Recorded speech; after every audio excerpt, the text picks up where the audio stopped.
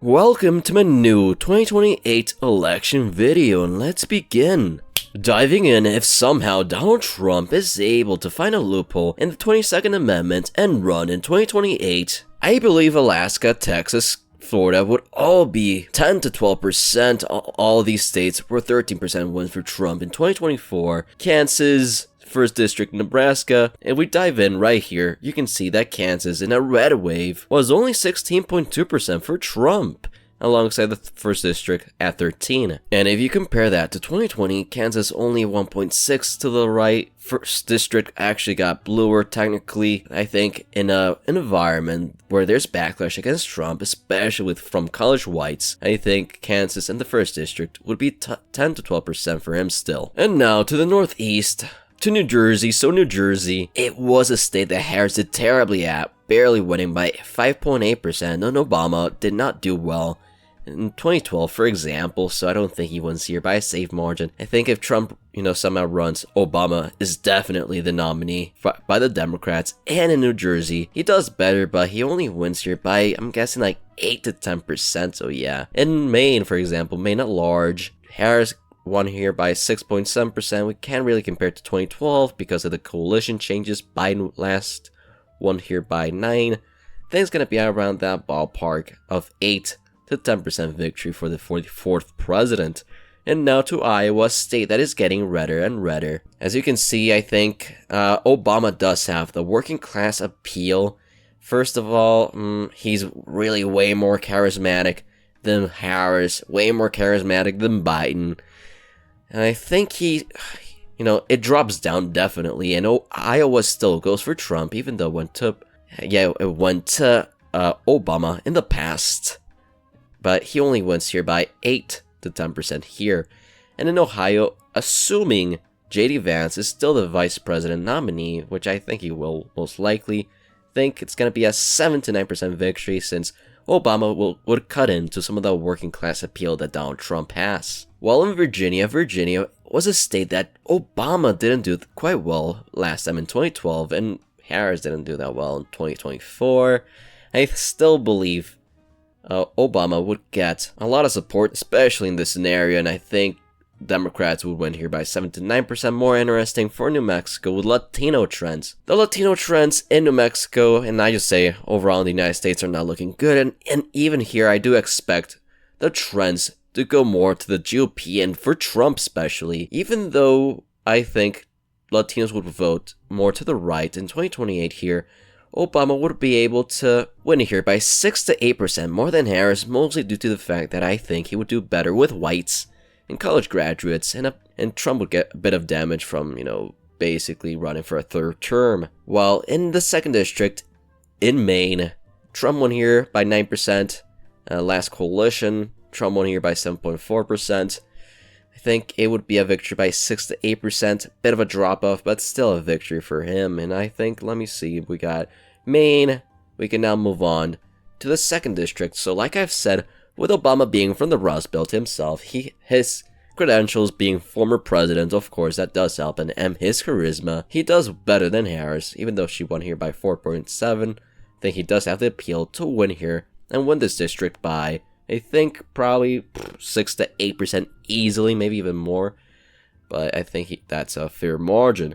And now for Minnesota, with Tim Walz, Harris was able to do quite well. Bear in mind, Tim Walz helped her, and I think this would have been a tilt D or 2% state for her if it wasn't for Walz.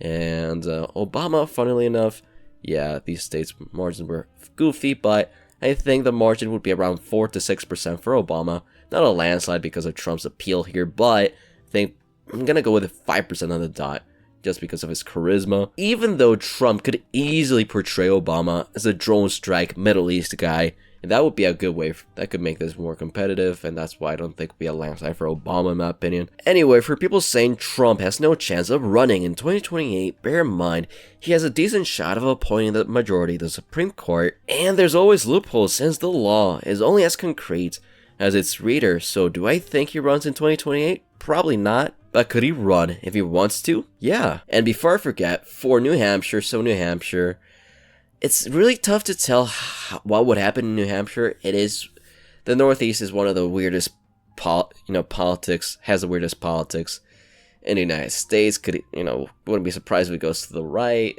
I'm gonna guess it's gonna be a 4-6 Obama win here, barely by 5%. Wouldn't even be surprised if it goes left to the right. It's hard to tell, but I'm gonna go with a 5% win for him here. And now we can move on to the lean states. So for the first one, let's talk about Georgia. So Georgia, in 2024, it only went to Trump by 2.2% in a really red national environment.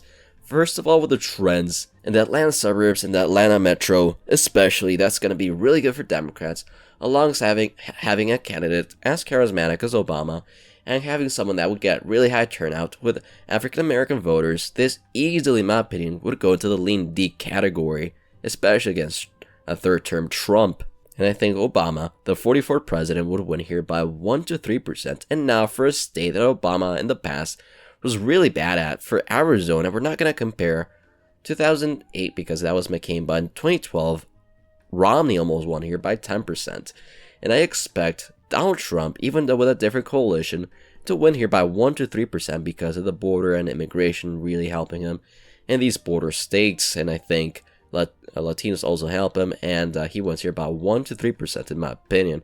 And now we can move on back to the Rust Belt. So in Wisconsin and Michigan, I believe these two states would go for Barack Obama. It wouldn't be by the same margin as in 2012 because of Trump's appeal, but Trump would beat damaged goods if he explicitly tries to find a way to run in a third term and finds a loophole, for example, in the 22nd Amendment. So I think Wisconsin and Michigan are both 1-3% wins for Obama, since, if Trump runs, I believe Obama would basically be the nominee because of his credentials. And now for Pennsylvania. In Pennsylvania, I think it would be the state that Trump would by far put most of his capital into, since that would give him the best shot at winning re-election.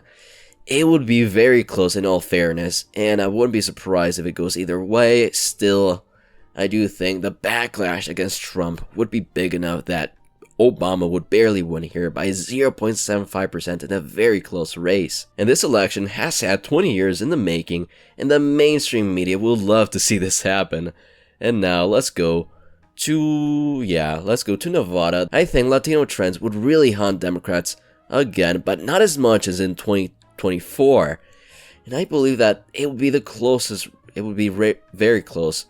But I think Obama, with his appeal to the working class, would be able to win here by a margin of 0.5%, very close though.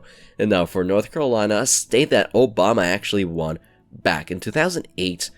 Even though Obama did win this state then, I believe that, Trump is able to really market himself quite well, to the point that I believe he would barely win North Carolina by 0.5%. Although Trump would be 80 years old, that really would be an issue for him, so that's why he shouldn't run in 2028. If for some reason Trump found a loophole in the 22nd Amendment and ran in 2028, President Barack Obama wins with 292 electoral votes, while President Trump gets 246 electoral votes. Let me know what your map looks like. Feel free to leave a like, join the Discord and the channel membership. And as always, have a good rest of your day. Thank you for watching.